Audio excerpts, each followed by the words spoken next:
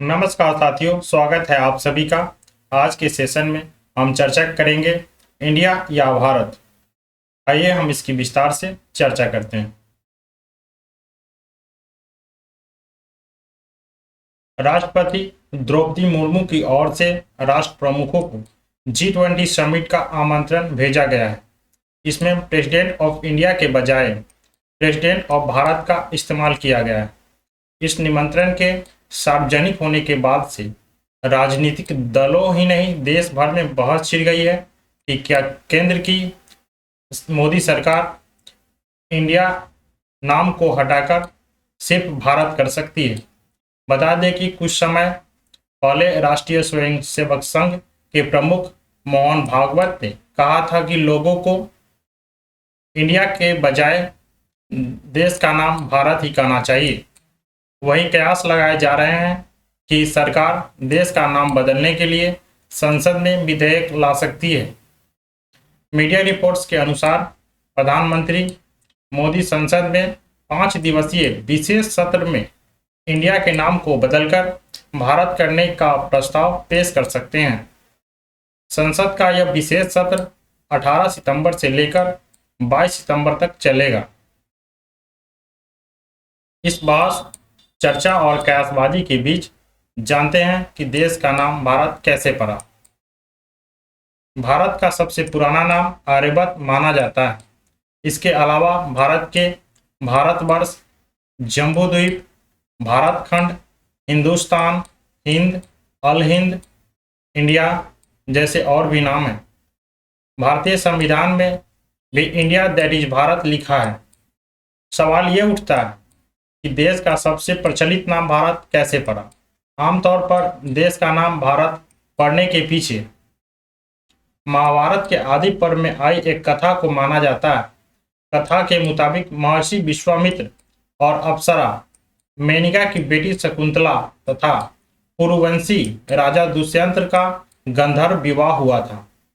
इन दोनों के बेटे का नाम भरत था। ऋषि कण्व ने आशीर्वाद दिया कि भरत भविष्य में चक्रवर्ती सम्राट बनेंगे, फिर उनके नाम पर ही इस भूभाग का नाम भारत होगा। कब और कैसे मिला इंडिया नाम?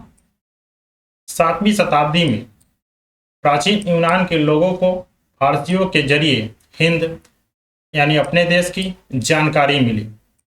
बाद में यूनानियों ने भारत को इंडस और इंडिका कहना शुरू कर दिया। यूनानी शासक सिकंदर ने जब भारत पर आक्रमण किया तब इसकी पहचान इंडिया के तौर पर हो गई थी। इतिहासकारों का कहना है कि 16वीं शताब्दी तक हिंदुस्तान और भारत नाम सबसे ज़्यादा इस्तेमाल किए जाते थे। जब अंग्रेज आए तो उन्होंने सरकारी दस्तावेजों से लेकर पत्राचारों में हिंदुस्तान या भारत के बजाय इंडिया नाम का इस्तेमाल शुरू कर दिया। ब्रिटिश शासकों की गुलामी और फिर दासता से आज़ादी के बाद आज तक भारत का अंग्रेजी नाम इंडिया ही इस्तेमाल किया जाता है। हालांकि संविधान विशेषज्ञों का मानना है कि इंडिया और भारत के नाम को लेकर किसी तरीके का कोई संवैधानिक विवाद नहीं है। दिल्ली विश्वविद्यालय के प्रोफेसर RN बनर्जी कहते हैं कि भारतीय संविधान का अनुच्छेद 1 कहता है इंडिया, जो कि भारत है, राज्यों का एक संघ होगा। ऐसे में इंडिया और भारत के नाम के इस्तेमाल को लेकर संवैधानिक रूप से कोई संकट नहीं है। वह कहते हैं कि अगर इसके सियासी मायने तलाशे जाएंगे तो निश्चित तौर पर राजनीतिक टकराहट बढ़ेगी। वह कहते हैं कि यह पहला मौका नहीं है जब भारत का नाम इस तरह से इस्तेमाल किया गया है। ऐसे पहले भी कई मौके आए जब इंडिया की जगह पर भारत का नाम जिक्र हुआ है। प्रोफेसर बनर्जी कहते हैं कि जब संविधान में इसका जिक्र है कि फिर इस तरीके से निमंत्रण पर होने वाले विवाद का मतलब महज सियासी ही माना जा सकता है। सुप्रीम कोर्ट के वरिष्ठ अधिवक्ता सुमित वर्मा कहते हैं कि भारत और इंडिया एक दूसरे के पर्यायवाची है।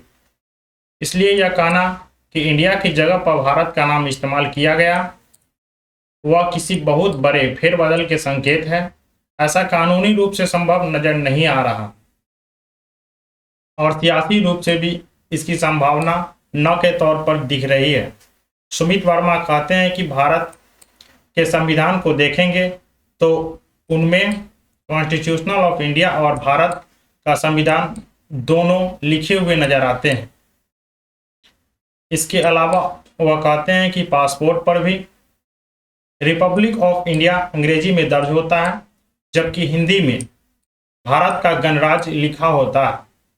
यह कहना कि इंडिया की जगह पर भारत नाम लिख देना कॉन्स्टिट्यूशनल अमेंडमेंट की राह पर बढ़ने जैसा है, यह संभव नहीं दिखता। वह कहते हैं कि कॉन्स्टिट्यूशनल अमेंडमेंट हो सकते हैं, लेकिन उसके लिए संसद में 2/3 बहुमत की आवश्यकता पड़ती है।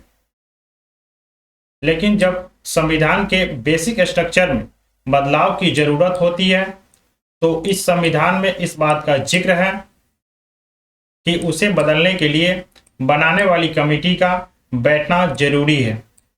संविधान बनाने वाली कमेटी में तो बाबा साहब भीमराव अंबेडकर जैसे तमाम लोग शामिल थे,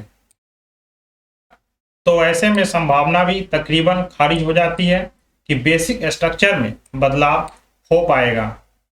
वरिष्ठ अधिवक्ता सुमित वर्मा कहते हैं कि संविधान बनाने वाली कमेटी का कोई भी सदस्य इस वक्त मौजूद नहीं है, इसलिए यह प्रक्रिया अब बहुत कठिन मानी जा सकती है।